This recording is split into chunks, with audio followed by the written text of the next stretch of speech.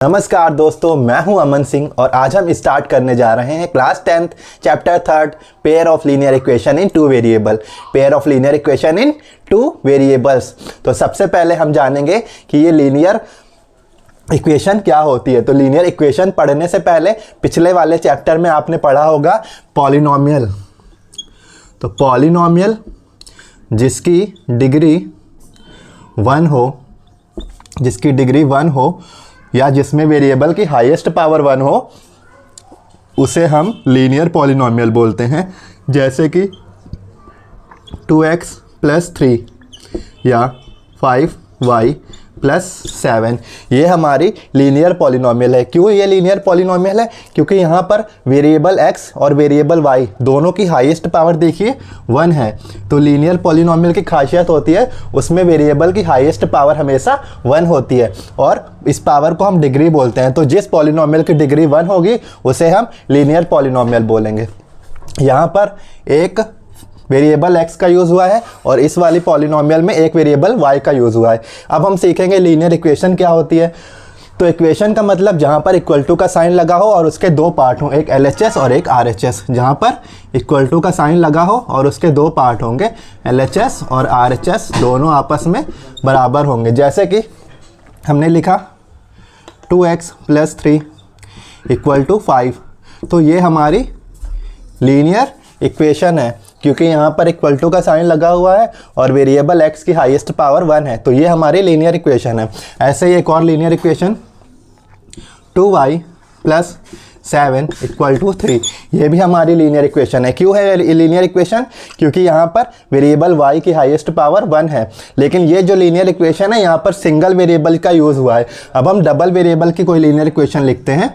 जैसे कि 2x + 3y + 5 = 0। तो ये देखिए यहाँ पर दो वेरिएबल यूज़ हुए, x और y, दोनों की हाईएस्ट पावर 1 मतलब दोनों की डिग्री 1। इसका मतलब ये जो इक्वेशन लिखी है ये लीनियर इक्वेशन है, लेकिन ये टू वेरिएबल की लीनियर इक्वेशन है। ऐसे ही मान लीजिए कोई और लीनियर इक्वेशन लिखनी है, 3p + 7q + 9 = 0। तो ये भी देखिए लीनियर इक्वेशन है और यहाँ पर भी दो वेरिएबल यूज़ हुए हैं, p और q। यहाँ पर दो वेरिएबल यूज़ हुए हैं, x और y। तो ये होती है हमारी linear equation in two variable. तो इस चैप्टर में पेयर ऑफ लीनियर इक्वेशन और इन टू वेरिएबल की बात हो रही है। मतलब pair of linear equation in two variable की बात हो रही है। इसका क्या मतलब है? इसका सिंपल सा फंडा ये है कि जितनी भी लीनियर इक्वेशन होंगी वो पेयर में होंगी।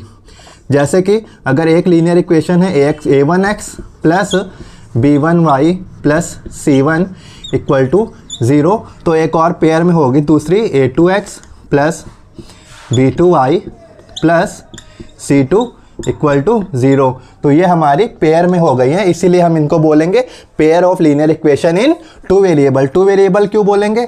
क्योंकि यहाँ पर x और y दो वेरिएबल का यूज़ हुआ है। यहाँ पर x और y दो वेरिएबल का यूज़ हुआ है, इसलिए हम इन्हें बोलेंगे pair of linear equation in two variable. तो ये हमारा लीनियर इक्वेशन का जनरल फॉर्म होता है। ये हमारा लीनियर इक्वेशन का जनरल फॉर्म होता है। आप सभी मेरे साथ दोहराइए कि इसका general form ax + by + c = 0 होता है। क्या होता है इसका general form? ax + by + c = 0। ये हमारी लीनियर इक्वेशन का जनरल फॉर्म है। लेकिन अगर पेयर की बात करें तो हमें कोफिशिएंट अलग करने होंगे। a1x + b1y + c1 = 0, ये पहला लीनियर इक्वेशन, और इसका पेयर में a2x + b2y + c2 = 0, ये हमारा दूसरा लीनियर इक्वेशन। तो इस तरह से ये हमारे pair of linear equation in two variable हो गए। तो अब pair of linear equation is two variable आप समझ गए होंगे, और अगर कोई डाउट हो तो आप कमेंट सेक्शन में फिर से पूछ सकते हैं। अभी हमने पढ़ा है कि लीनियर इक्वेशन का जनरल फॉर्म क्या होता है, ax + by + c = 0। ये लीनियर इक्वेशन का जनरल फॉर्म होता है। इसे लीनियर इक्वेशन क्यों बोलते हैं? क्योंकि इसकी डिग्री 1 होती है और इसका जो ग्राफ है, सबसे इंपॉर्टेंट बात, इसे लीनियर इक्वेशन इसलिए बोलते हैं क्योंकि इसका जो ग्राफ बनेगा वो हमेशा स्ट्रेट लाइन बनेगा। इसका जो ग्राफ बनेगा वो हमेशा स्ट्रेट लाइन बनेगा। तो मान लीजिए पहले इक्वेशन है a1x + b1y + c1 = 0, तो माना इसका ग्राफ मान लीजिए ऐसे बना है। दूसरी इक्वेशन है a2x + B2i plus C2 equal to 0। इसका माना ग्राफ हमने कुछ ऐसे बना है। तो ये लीनियर इक्वेशन के ग्राफ हमेशा लाइन फॉर्मेट में ही बनेंगे। अब हम डिस्कस करेंगे पेयर ऑफ लीनियर इक्वेशन के सॉल्यूशन की। पेयर ऑफ लीनियर इक्वेशन के सॉल्यूशन कैसे निकलते हैं। तो देखिए, सबसे पहले हमारे पास दो लाइन है, क्योंकि हमें पूरा चैप्टर का थीम ही है पेयर ऑफ लीनियर इक्वेशन। तो हमारे पास दो लाइंस के इक्वेशन है। अब ये दोनों लाइंस या तो एक दूसरे को किसी एक पॉइंट पे कट करेंगी, या तो एक दूसरे को किसी एक पॉइंट पे कट करेंगी। अगर ये एक पॉइंट पे कट करेंगी तो इनको हम बोलेंगे केवल यूनिक सॉल्यूशन देंगी, केवल यूनिक सॉल्यूशन देंगी। एक पॉइंट पे कट करने के कारण ये केवल एक पॉइंट और एक ही सॉल्यूशन देंगी, यूनिक सॉल्यूशन इसको बोलेंगे। दूसरा, अगर दोनों लाइन पैरेलल हो गई, अगर दोनों लाइन हमारी पैरेलल हो गई तो इस केस में ये हमें कोई सॉल्यूशन नहीं देंगी, क्योंकि ये एक दूसरे को किसी पॉइंट पे कट नहीं कर रही हैं, इसलिए ये कोई भी सॉल्यूशन नहीं देंगी। तो इस केस में नो सॉल्यूशन होगा। और तीसरा केस, तीसरी पॉसिबिलिटी ये है कि एक लाइन के ऊपर ही दूसरी लाइन पूरी तरह से चढ़ जाए, एक लाइन के ऊपर दूसरी लाइन पूरी तरह से चढ़ जाए। तो इस केस में क्या होगा। इस केस में देखिए, ये हर पॉइंट पे एक दूसरे को कट कर रही हैं, हर एक पॉइंट पे एक दूसरे को कट कर रही हैं, क्योंकि ये एक दूसरे के ऊपर चढ़ी हुई हैं। इस केस में इनके इनफाइनाइट सॉल्यूशन होंगे, इस केस में इनके इनफाइनाइट सॉल्यूशन होंगे। तो तीन केस बन सकते हैं आपके पेयर ऑफ लीनियर इक्वेशन के। पहला केस, जब दोनों लाइन एक दूसरे को केवल एक पॉइंट पे कट करेंगी, उस केस में हमारा एक यूनिक सॉल्यूशन होगा। दूसरा केस, जब दोनों लाइन एक दूसरे के पैरेलल हो जाएंगी, उस केस में ये एक दूसरे को किसी भी पॉइंट पे कट नहीं करेंगी, तो इस केस में नो सॉल्यूशन होगा।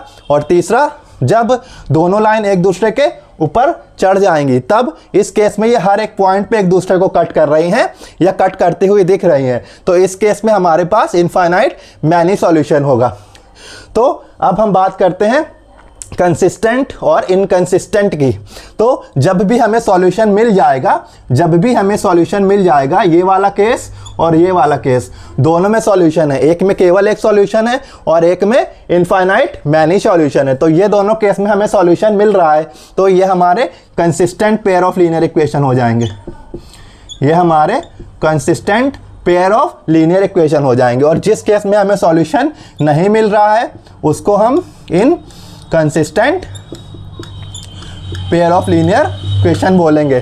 तो फिर से हम रिपीट करते हैं, जिस केस में हमें सॉल्यूशन मिल रहा है, चाहे वो एक सॉल्यूशन मिले या बहुत सारे सॉल्यूशन मिले, उस केस को हम कंसिस्टेंट सॉल्यूशन बोलेंगे। और जिस केस में हमें बिल्कुल भी सॉल्यूशन नहीं मिल रहा है, उसे हम inconsistent pair of linear equation बोलेंगे।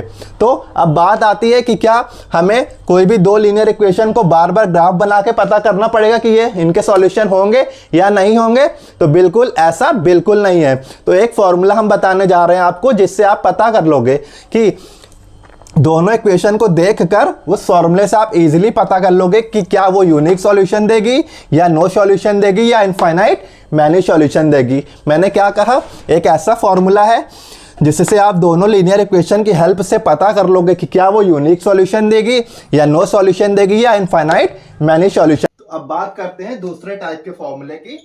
ये कौन सा केस है, जब a1/a2 is equal to b1/b2 is equal to c1/c2। बहुत इंटरेस्टिंग केस है ये केस कब बनता है, जब हमारे पास दोनों लाइन यूनिक, जब हमारी दोनों लाइन एक के ऊपर एक चढ़ जाएंगी, मतलब हमारे इनफाइनाइट सॉल्यूशन हो जाएंगे।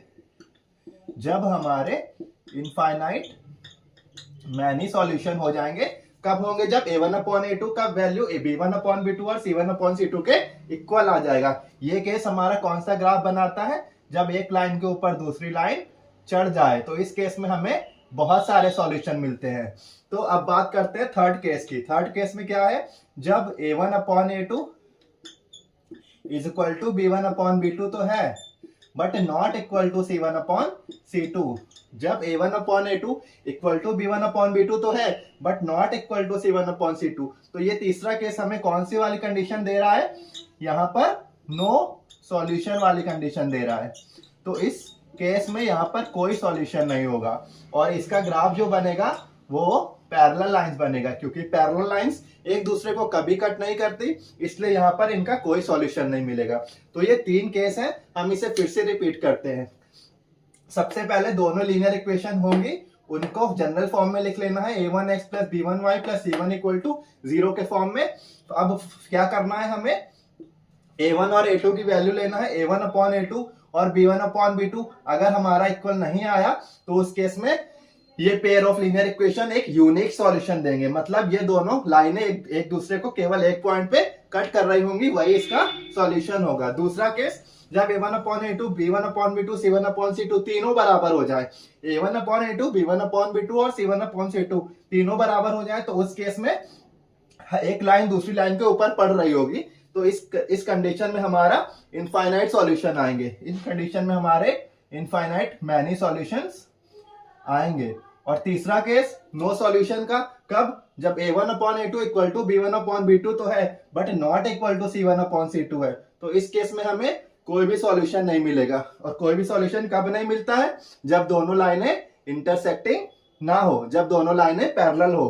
तो ये 3 केस है, इनकी फॉर्मूले की हेल्प से आप आसानी से बता सकते हैं कि कौन सी पेयर ऑफ लीनियर इक्वेशन किस टाइप की कंडीशन फॉलो करेगी। तो अगर आपको ये वीडियो अच्छा लगा तो प्लीज इसे अपने दोस्तों तक शेयर करिए, चैनल को लाइक और सब्सक्राइब जरूर करिए। तब तक के लिए thanks, keep growing, keep learning.